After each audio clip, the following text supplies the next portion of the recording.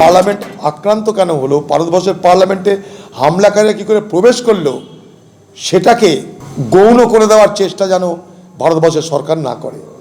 আমাদের সেই প্রতিবাদটা চলবে, যেখানে যাই হোক, প্রতিবাদ হোক, যাই হোক। আমরা একটা জিনিস বলতে পারেন যে ভারতবর্ষের পার্লামেন্টের সৌভাগ্য যে যারা হামলাকারী তারা সেদিন কোনো ভয়ঙ্কর ধরনের মারণাস্ত্র নিয়ে প্রবেশ করেনি বা মারণ গ্যাস নিয়ে প্রবেশ করেনি, যাকে বলতে পারি ঘাতক হাতিয়ার, যাকে বলতে পারি লেথাল ওয়েপন বা লেথাল কোনো আইটেম, বিষাক্ত কোনো গ্যাস যা মৃত্যুর কারণ হতে পারে, নার্ভ গ্যাস, সাইনাইড গ্যাস, অনেক কিছু আছে, বায়োকেমিক্যাল কোনো ওয়েপন, বায়োলজিক্যাল ওয়েপন তারা কেউ আনেনি।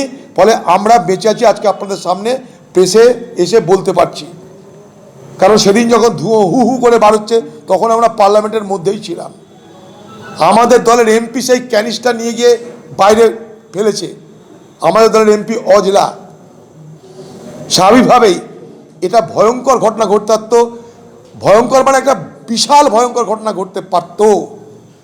সেখানটায় সৌভাগ্য বলতে পারেন যে যারা হামলাকারী তারা সেই ধরনের কোনো মারণাস্ত্র প্রয়োগ করেনি, কিন্তু তারা বুঝিয়ে দিল যে টেররিস্টরা মনে করলে মারণাস্ত্র নিয়ে প্রবেশ করতে পারো। এই দেখো আমরা দেখিয়ে দিলাম তোমরা তোমাদের সুরক্ষার কত কমজোর, তোমাদের সুরক্ষা কত ছিদ্র, তা আমরা প্রমাণ করে দিলাম। এটা তো কমসে কম প্রমাণ হলো সেদিন, তার জন্য সারা দেশ লজ্জিত। ভারতবর্ষের সুরক্ষা ব্যবস্থার ক্ষমা চাওয়া উচিত, প্রধানমন্ত্রী গৃহমন্ত্রীর ক্ষমা চাওয়া উচিত দেশের মানুষের কাছে। নতুন পার্লামেন্ট করেছি বলে যে বাহাদুরি দেখিয়েছিল, সেই নতুন পার্লামেন্ট করার পর একটা কথা বলতে পারি যে একটা বাংলায় কথা আছে না যে পেনি ওয়াইজ পাউন্ড ফুলিশ, অর্থাৎ বজ্র আটনি ফসকা গেরো।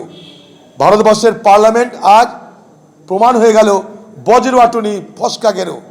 আর্টিফিশিয়াল ইন্টেলিজেন্স লাগানো হচ্ছে নাকি, কত বড় স্যাটেলাইট ড্রোনের সব কারবার চলছে, সেখানটায় আরাম করে কয়েকজন প্রবেশ করে হামলা করতে পারলো। তাতে প্রমাণ হলো যে মোদির যে সুরক্ষা সেই সুরক্ষা শতচ্ছিদ্র সুরক্ষা।